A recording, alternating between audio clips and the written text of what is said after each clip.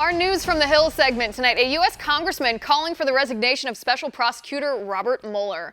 Following revelations that the Mueller-led FBI withheld vital information from Congress and from the American people about Russian corruption in our nation, some Republicans are now working to oust Mueller as special counsel. And now that group includes a member of the U.S. House of Representatives. With me now, Republican from Florida's 1st District, Congressman Matt Gaetz. Congressman, thanks for joining me, sir. Good to be back on, Liz. All right, Congressman, you're calling for Robert Mueller to resign as special counsel. Why, sir?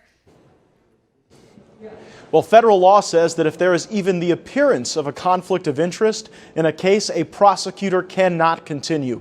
We continue to learn things every day that demonstrate that Bob Mueller is undeniably conflicted in this case. As early as 2009, the FBI that Robert Mueller was in charge of had information that a Russian source was telling us that our uranium was being compromised by bribes and kickbacks and extortion.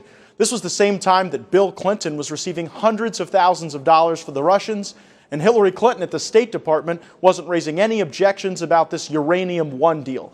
Bob Mueller was involved in that, and now he cannot possibly be in a position to scrutinize that deal or investigate it. I think he should step down, and that we should have a special counsel appointed to investigate the Uranium One deal and also the Fusion GPS dossier. Right, and on that second point, I certainly agree. Let me play the devil's advocate here for a moment, sir, and throw some of the Democratic arguments against your resolution at you and hear your response. So first of all, you know that when you call for a special prosecutor to step aside, as in this case, that gives liberals the ammunition to claim that you are blindly loyal to President Trump and that you're trying to hide, that you're complicit in any collusion that happened between the Trump administration, Trump officials, and Russia during the election. Well, I'm loyal to the rule of law, and the rule of law cannot be relied upon where you have prosecutors who cannot dispassionately prosecute a case or conduct an investigation.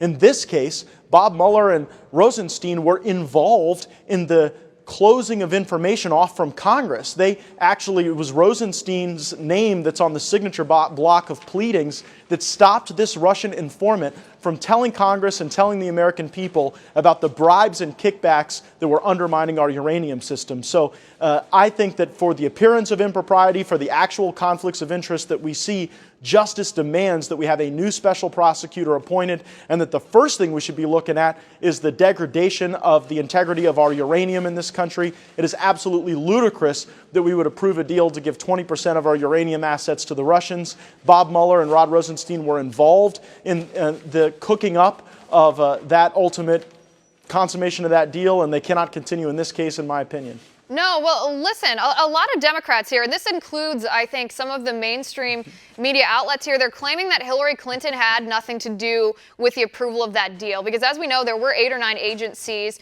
that were part of that board that approves. It's called the International Investment Board or some such name. I know I don't have that exactly correct right now. I don't have it in front of me. But they say that Hillary Clinton herself had nothing to do with approving that deal. So they say that breaks the connection. If she had nothing to do with that deal, then how could that money that was given to the Clinton Foundation, to Bill Clinton essentially, how could that be pay to play if Hillary Clinton had nothing to do with it?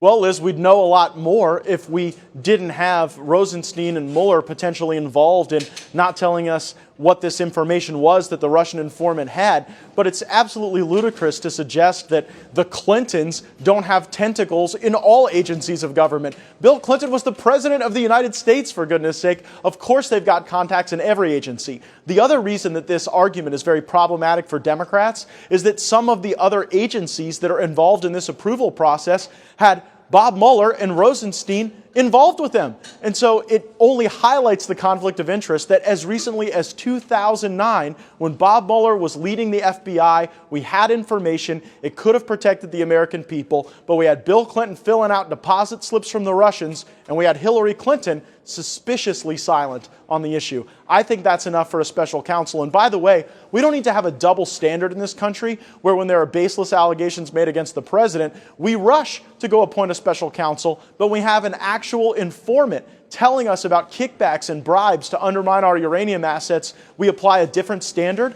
That erodes the rule of law, and it's certainly not something that I'm going to remain silent on. That's why I have filed the resolution to have Bob Mueller recuse himself. I've also filed resolutions to get a special counsel appointed to get to the bottom of the facts. No, and nor should you stay silent. The irony to me is that Democrats who spent the last 16 months crying about supposed unsubstantiated claims of Russian collusion between the Trump administration and Russia, they didn't say a word during this Uranium One deal. They didn't say a word about the dossier, the Fusion GPS Christopher Steele dossier. But Congressman Gaetz, before we go, I want to go back. I want to circle back to the beginning. When we're talking about this information that Russian agents compromised U.S. nuclear facilities, a trucking company in particular, in 2009, I believe it was, we also had information, and it's this is another part. It's funny, the mainstream media doesn't just conveniently ignores this part of the story.